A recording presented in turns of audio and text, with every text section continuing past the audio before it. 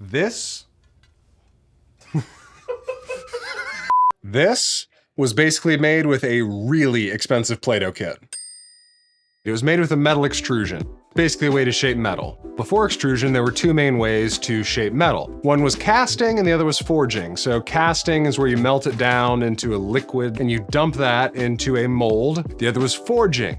And if you've seen any of those movies where they, hammer a sword, that's what they do. You basically hammer and beat the piece of metal into whatever shape you want. With forging and casting, those have some drawbacks. So that takes us back to extrusions, which goes all the way back to the 1700s in good old England. So we start with another gentleman named Joseph Bramah. Now, Joseph Bramah was an English inventor with a pretty remarkable track record. He developed a water closet where the toilet doesn't freeze, big improvement, a nearly unpickable lock, and in 1795, he created his most groundbreaking invention. Yes, better than a toilet that doesn't freeze.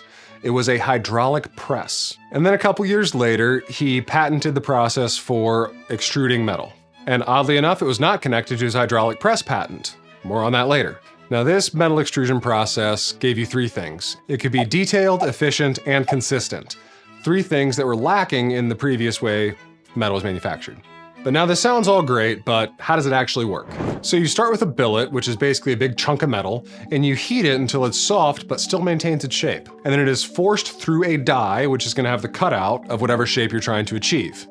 And as that billet is pressed through the die, you get the shape you're looking for. Now these dies can be multi-layered because you may not want to go straight for the highly detailed item. So it'll shape it into successively more accurate shapes until you get to that final die, which is your final product. Now at the end of that die, it doesn't just fall onto the floor. There is a puller that grabs the end and pulls it along a very, very long cooling table, as you can see here. Then it's stretched, straightened, and then cut up into whatever sort of pieces you need. Now that you know how that works, let's go back to the history part. Now, when they first started, they were doing this extrusion thing by hand. And when you do that, you couldn't get anything super clean or consistent by hand. Keeping consistent force all the way down is going to be incredibly difficult. So that's when we moved to 1820. There's another guy who improved on Bramah's initial design. He was incredibly original. He took two of Bramah's inventions and put them together. He took the hydraulic press and the extrusion process and made Bramah's thing way better. And this method very, very quickly became the most common way to make lead pipes. The hydraulic press did something arms can't do. It gave you really high pressure at a consistent force for a really long time. So lead is all fine and dandy, but you don't want that for everything. And in the late 1800s, aluminum became much more popular due to the Hall-Héroult process. And you can learn more about that in our History of Aluminum video. Other side. I don't know where it is. Put it somewhere. Put it somewhere. In the late 1800s, non-ferrous metals like brass, copper, and aluminum began to be extruded. And the Hall-Héroult process was not the only thing that made this work. It was also made possible by Alexander Dick, who found a way to make non-ferrous metals consistently extrudable. Is that a word? Extrudable. We're going with it. And then we go to 1904, where the United States had its very first aluminum extrusion plant. And the metal extrusion process became really popular in manufacturing, and leading the way was the aerospace and automotive industry. And as a side note, they're using hot extrusion at the time. And when I say hot, I mean like glowing red hot. We'll have more on that in a minute. So why did it take so long for this process to gain momentum? I mean, it's been like 100 years. Well, it's kind of complicated.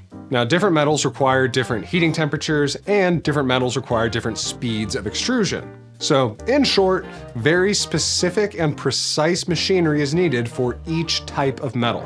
So the First and Second World War obviously boosted local manufacturing and increased the demand for precise machined metal parts. Because of the war, extrusion was used to make structures, firearms, aircraft, basically anything where you needed a long, consistent piece of metal, which is a lot during war. It cemented extrusion as a vital part of American manufacturing in the post-war economy.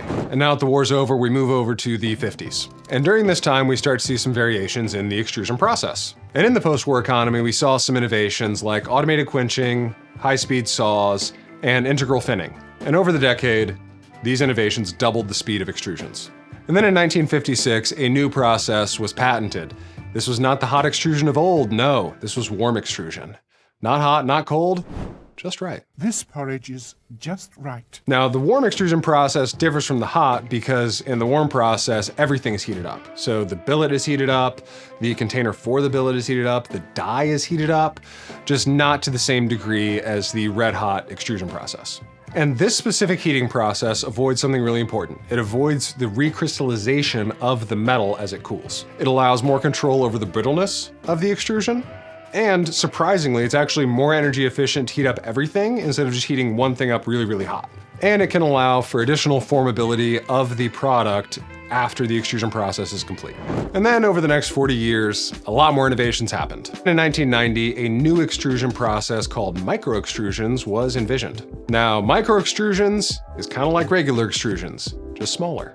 So micro-extrusions result in squares that are about 1 millimeter thick. Now, this process isn't widespread by any means, but is still being used and developed for medical devices, medicine delivery systems, specialized stents. But since it's so small and precise, a lot more development has to go into it before we see really widespread adoption and use. In 1991, a new extrusion process called friction extrusion was patented by the Welding Institute in the UK. Now, friction extrusions, the die actually rotates around the metal billet, which heats everything up because of the friction, but the limitation is you can only do tubular and circular things, which is perfect for small rods, wires, and tubes. Now, the principle of extrusion is not just used in metal, it's used in a wide variety of things today. And you can think of food, so like spaghetti or macaroni. An extrusion is used in plastic, and if you have a 3D printer, most of them use an extrusion process there. And even rubber is extruded to create things like rubber hoses and seals.